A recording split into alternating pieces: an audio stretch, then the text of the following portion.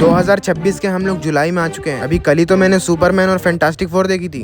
चोद इतनी जल्दी टाइम बीत गया। मगर इतने टाइम में मैंने कुछ मूवीज इस साल भी देखी हैं और कुछ तो सीरीज ही होंगी और इनमें तुम्हारी कुछ फेवरेट भी हो सकती हैं, जिन्हें आज मैं रैंक करने वाला हूँ। और लिस्ट मेरी थोड़ी ऐसी होगी, पहला होगा गांड फाड़ और दूसरा होगा बेहतरीन और तीसरा है ओके, चौथा है क्या यार और पांचवा है झाटू मूवीज और सीरीज। और इसमें सिर्फ 2026 के ही प्रोजेक्ट्स हैं जो सिर्फ मैंने देख रखे हैं। कुछ प्रोजेक्ट्स तो इसमें घटिया भी निकल सकते हैं और जो अच्छे आ रहे थे वो मैं देख नहीं पाया हूँ, क्योंकि इसकी कमी है ना भाई। तो रैंकिंग ऊपर नीचे हो तो गाली मत देना। तो पहले नंबर पे मेरे पास प्रोजेक्ट हेल मैरी है। देखो मूवी नॉवल पे बेस्ड है, इसलिए इन्होंने कुछ चीजें तो वहाँ से भी ली होंगी। भले ही मैंने नॉवल पढ़ी नहीं, पर फिर भी स्टोरी के मामले में इन्होंने सिर्फ अच्छा किया है। बहुत ही हाई लेवल में इसको नहीं बोलूंगा। एक साइंस टीचर है जिसको ह्यूमैनिटी बचाने के लिए स्पेस मिशन पर भेजा गया है। वहाँ पे उसको एक एलियन भी मिलता है और यही सब चीजें इसको डिफरेंट बना रही है। और मुझे इंटरस्टेलर वाली फीलिंग भी आ गई थी इसमें। और इसको विजुअली भी बहुत अच्छा बनाया गया है। इसकी पेसिंग भी अच्छी थी, ज्यादा खिंची हुई मूवी ये लगी नहीं मुझे। पर स्टोरी के मामले में इंटरस्टेलर का टक्कर कोई नहीं ले सकता। तो यही सबको मिला के मैं इसको बेहतरीन मूवी बोलूंगा। अगला है हमारे पास माइकल। देखो ये माइकल जैक्सन की बायोपिक है, तो उसका इतना बड़ा पॉप आइकन बनने का जर्नी देखने में मजा तो आया। और जाफर जैक्सन की एक्टिंग तो भाई साहब बिल्कुल माइकल जैक्सन वाली ही थी। ऐसा लग रहा था माइकल जैक्सन ही है। और जो उसके कॉन्सर्ट्स के रिक्रिएशन थे ना भाई साहब, रियल ही लग रहा था वो। ऐसा लग रहा था कि मैं उस टाइम जिंदा था और मैं लाइव देख रहा हूँ। और ऐसा भी नहीं है कि ये रियल दिखाने के चक्कर में रॉ करके सब कुछ दिखा रहे हैं। सिनेमेटोग्राफी इसकी बहुत ही लाजवाब है। और जो माइकल जैक्सन के ओरिजिनल म्यूजिक है ना, वो सब भी इन्होंने यूज किए हुए हैं। इसीलिए मेरा उसके साथ एक्सपीरियंस बढ़िया हो या ना हो, मूवी देखने का एक्सपीरियंस तो भाई साहब बढ़िया ही था। इसलिए मैं इसको बेहतरीन में ही डालूंगा। और अब अगला मेरे पास है पनिशर द वन लास्ट किल। तो ये मार्वल के स्पेशल प्रेजेंटेशन के नाम पर आया था, तो इसीलिए मैंने इससे थोड़ी ज्यादा उम्मीदें लगा ली थी, जैसे तुम्हारे माँ बाप तुम्हारे लिए लगा रहे हैं। मुझे लगा था कि स्पाइडरमैन इसमें दिखेगा या फिर उसका मेंशन तो करेंगे, क्योंकि ब्रांड न्यू डे के दोनों ट्रेलर में पनिशर हमें दिखाई है, तो उसका रोल तो कुछ इम्पोर्टेंट ही है। मगर इन्होंने मेरा दिल तोड़ दिया यार। डेयरडेविल सीजन 1 के बाद पनिशर क्या कर रहा था सिर्फ उसकी कहानी में दिखाई थी। ऑफ कोर्स वो दोबारा पनिशर बन गया। और प्रेजेंटेशन की लेंथ भी बहुत कम थी, 45 मिनट्स के अराउंड कुछ था ये। तो ये लेंथ को बढ़ाकर स्पाइडरमैन से कनेक्शन तो दिखा ही सकते थे, या फिर उसका स्पाइडरमैन ब्रांड न्यू डे में क्या रोल होगा इतना तो हिंट दे ही सकते थे। मगर उन्होंने सिर्फ उसका दोबारा पनिशर बनने तक ही दिखाया है। और बाकी फाइट सीन्स तो मुझे अच्छे लगे इसके। कुछ जगह पर इन्होंने CGI भी बहुत गंदा कर रखा है। तो ओवरऑल मेरे को ये ओके ही लगी, तो मैं इसको ओके में ही डालूंगा। तो अब क्या है, स्पाइडर नोआर। पहले तो मैं बता दूं तुम्हें, मैं ये सब देखता हूँ नहीं। I mean, जो डिटेक्टिव वाले शोज होते हैं, तो मुझे लगा शायद ये मुझे बोर कर देगा। पर फिर मैंने सोचा है तो स्पाइडरमैन की ही सीरीज तो देखते हैं। और तुम भी देख रहे हो मेरी वीडियो यहाँ तक, तो सब्सक्राइब कर लो अभी। तो हुआ कुछ यूं कि इसने मुझे बिल्कुल भी बोर नहीं किया। जिस हिसाब से इसका थीम था डिटेक्टिव वाला और ब्लैक एंड व्हाइट में, उस हिसाब से तो भाई साहब इसके सीन्स तुरंत आ रहे थे और तुरंत जा रहे थे। मगर कुछ ऐसे थीम वाले इतना लंबा खींच देते हैं और हमें कर देते हैं बोर। स्क्रीन प्ले और सिनेमेटोग्राफी इसकी क्या ही थी भाई। ऐसे ऐसे सीन्स आ रहे थे कि जिसको मैं वॉलपेपर लगा लूं। तो देखा जाए तो मैं इसको भी बेहतरीन में ही डालूंगा। अब है मेरे पास वायरल हिट। मैंने पता नहीं इसको क्यों देखा यार, शायद मैं अपनी लाइफ से कुछ ज्यादा ही बोर हो गया था, या मुझे एनीमे देखना ज्यादा जमता नहीं इसलिए। हाँ, ये एनीमे पर बेस्ड है। इसकी स्टोरी थी क्या, लाइव स्ट्रीम करके तुम पैसे कमा रहे हो और लाइव स्ट्रीम में तुम लड़ाइयाँ कर रहे हो। वैसे ये तो रियल लाइफ में भी हो रहा है। चूतड़ फाड़ दूंगा मैं। इसमें भी मुझे कोई दिक्कत है नहीं, स्टोरी दिखा रहे हो बढ़िया है, पर इतनी जल्दी लाइव स्ट्रीम में व्यूज कैसे आ रहे हैं भाई तुम्हारे। चलो ठीक है, मैं इसमें लॉजिक नहीं ढूंढता हूँ, पर तुम खुद ही सोचो ना कि लाइव स्ट्रीम में इतना जल्दी व्यूज नहीं आता है, तो थोड़ा बहुत तो इसमें दिखा सकते थे कि कितना स्ट्रगल उस बंदे ने किया है। पर इसकी पहली स्ट्रीम से ही व्यूअर्स आना चालू हो गए थे। अब इस बात को साइड भी कर दो तो इन्होंने क्या ही यूनिक दिखाया, सिर्फ लड़ाई ही लड़ाई दिखा रहे हैं, वो भी लाइव स्ट्रीम में। उसको माँ के लिए पैसे जमा करने हैं, वो भी हो गया था, पर इसमें कुछ ना कुछ तो ये घुसेड़ ही रहे थे। इसके चैनल के पीछे सब पड़े हुए हैं, पर व्यूज तो तुम्हारे जल्दी से आ जाते हैं ना, तो तुम भी चैनल खोल लो। प्रोटैगनिस्ट की लव इंटरेस्ट भी है इसमें, जो कि इसको बचपन से जानती है और वो भी जानता था, पर बड़े होकर ये उसको पहचान ही नहीं रहा। ऐसा भी कहाँ चली गई थी भाई वो। तुम इस सीरीज को एक्सेप्ट तो कर लोगे, पर तुम बीच बीच में कुछ ना कुछ तो सोचने ही लगोगे कि क्या चल रहा है भाई। तो मैं इसको डालूंगा क्या यार में, क्या था यार ये। अब अगला है इफ विशेस कुड किल। देखो सीरीज का कॉन्सेप्ट तो बढ़िया था। तुम्हें एक ऐप मिलता है जिससे तुम विश मांगते हो, पर एक शर्त पर, तुम उस विश के 24 घंटे बाद मरने वाले हो और इसके ट्रैप से निकला भी जा सकता है। पर उस निकलने के चक्कर में तुम लोग इतना खींच दोगे सीरीज को, मुझे पता नहीं था। पर इसी बीच इस जीजाजी वाले कैरेक्टर ने थोड़ा कॉमेडी किया तो सब संभल गया। उसका भाई मुझे कब जीजाजी बोलेगा यार। और ये ऐप शुरू किसने किया और कैसे हुआ, ये सब भी हमें दिखाया गया है बैक स्टोरी के थ्रू। और उस बैक स्टोरी में भी वो लोग प्लॉट होल्स छोड़ देते हैं। और वो ट्रैप से निकलने वाला सीन, इसको इन्होंने बहुत लंबा खींच दिया, इसलिए इसको मैं ओके में ही डालूंगा। ये कौन सी मूवी है भाई? अच्छा, थ्रैश, जिसमें शार्क आकर इनकी गांड फाड़ देता है फ्लड की वजह से। फ्लड में आता है भाई शार्क। तो देखो मैंने इससे भी चूतिया फिल्म द ग्रेट फ्लड देख रखी है, जिसमें छाई नाम का बच्चा है और उसकी माँ, उसकी बात तो करो ही मत। तो ये वाली फिल्म द ग्रेट फ्लड से तो अच्छी है। ऐसा क्यों है? क्योंकि इसमें फ्लड को अच्छे से दिखाया है जैसा होना चाहिए, और इसी बीच इन्होंने इसमें शार्क्स भी ऐड कर दिए जो कि बिल्कुल लॉजिकल था। पर इसमें इन्होंने कुछ गलतियां भी कर दी, जैसे इस प्रेग्नेंट वुमेन को सिर्फ दिखाते रहना और इस बच्ची को उसका बचाना, और इस बच्ची के अंकल पानी के जीव जैसे शार्क से बहुत लव करते हैं तो वो ही इन शार्क्स को रोक सकते हैं। पर इसके अंकल की गांड मस्ती थी, वो यहाँ पर थे ही नहीं। वो पता नहीं कहाँ थे, क्या रिसर्च कर रहे थे, ये भी हमें ठीक से नहीं बताया मूवी में। चाहते तो ये शार्क्स को ऐड करके और कुछ भी यूनिक ऐड कर सकते थे, पर इतनी सिंपल स्टोरी थी कि अंकल आकर सिर्फ बचा लेता है इन्हें, और फ्लड का क्या हुआ क्या नहीं हुआ ये भी हमें नहीं बताया गया। तो इसीलिए मैं इसको झाटू मूवीज में डालूंगा। झाटू मूवी थी भाई ये पूरी। नेक्स्ट है something very bad is going to happen. ये नाम है सीरीज का। देखो इस सीरीज को डफर ब्रदर्स ने प्रोड्यूस किया है। अरे वही स्ट्रेंजर थिंग्स वाले। मैंने पहले ही सोच लिया था कि स्टोरी इसकी स्टार्ट तो अच्छी होगी पर एंड बहुत ही बकवास होगी, और वही हुआ। इन्होंने शुरुआत तो अच्छी करी और हॉरर भी दिखाया, और फिर जो मैंने सोचा नहीं था वो भी हुआ, क्योंकि इन्होंने बीच में हक दिया ना, बीच में ही इन्होंने स्लो कर दिया सीरीज को। और फिर एंड में आकर जो हमें गोबर खिलाया है, ये इतनी बोरिंग सीरीज हो गई थी यार कि मैं इसके बारे में क्या ही बात करूं यार। पर सीरीज जिस हिसाब से स्टार्ट हुई थी उस हिसाब से तो मैं इसको ओके में ही डालूंगा। अगर जिनके पास ज्यादा टाइम है वो इसे देख सकते हैं। अगला है तू या मैं। यह बॉलीवुड की मूवी है। देखो ये लोग किसी स्विमिंग पूल में फंसते हैं और वहाँ पर इनको क्रोकोडाइल मिलता है, और ये दोनों आशिक इससे बचने की कोशिश करते हैं। तो पहले तो मैं ये कहना चाहूंगा कि बॉलीवुड ने कुछ तो अच्छा किया और कुछ यूनिक दिखाया, पर वही बात आ गई ना, जो गरीब हो ना, यो साला अपनी आदत से गरीब हो। मूवी 2 घंटे 23 मिनट की है और इन्होंने आधे में तो सिर्फ उनका रोमांस और बकचोदी ही दिखाई है। मतलब मैं कह रहा था कि यार मूवी की लेंथ कम कर देते और बकचोदी कम, और जिस बारे में मूवी बनाई है उसको ज्यादा दिखाते तो अच्छा होता। पर जो क्रोकोडाइल वाला सीन है और जब इनका सर्वाइवल चालू होता है, उस चीज को इन्होंने इतने अच्छे से एग्जीक्यूट किया है कि मजा आ गया। मुझे लगा ही नहीं कि ये बॉलीवुड है, इसीलिए मैं इसको ओके में ही डालूंगा। अगला है मेरा और तुम सबका फेवरेट डेयरडेविल। सबसे पहले तो मैं इसको गांड फाड़ में डालना चाहता हूँ, और मुझे बताने की जरूरत नहीं है कि मैं इसको क्यों गांड फाड़ में डाल रहा हूँ। क्या इसकी एंडिंग ने तुम्हारी गांड नहीं फाड़ी जब वो जेल में गया था? और ब्रांड न्यू डे के ट्रेलर में जेल वाला सीन देख के तुम कुछ कनेक्ट नहीं कर पाए जब मैट मोर्डॉक ने कोर्ट रूम में रिवील किया कि मैं ही डेयरडेविल हूँ? एब्सोल्यूट गांड फाड़। वंडरमैन। तो देखो वंडरमैन पहली बार एमसीयू में दिखने वाला था तो मेरे को ज्यादा उम्मीद थी नहीं, पर इसका डायरेक्टर शैंग-ची वाला था, डस्टिन डैनियल क्रेटन, तो उसने इसको बहुत ही अच्छे से दिखाया कि वंडरमैन एक म्यूटेंट है और आगे चल के ये म्यूटेंट सागा में कैसे दिख सकता है। डायरेक्टर ने ये चीज भी अच्छे से दिखाई है कि इसका मार्वल से कनेक्शन है, जैसे इसमें DODC वाले दिखे थे कि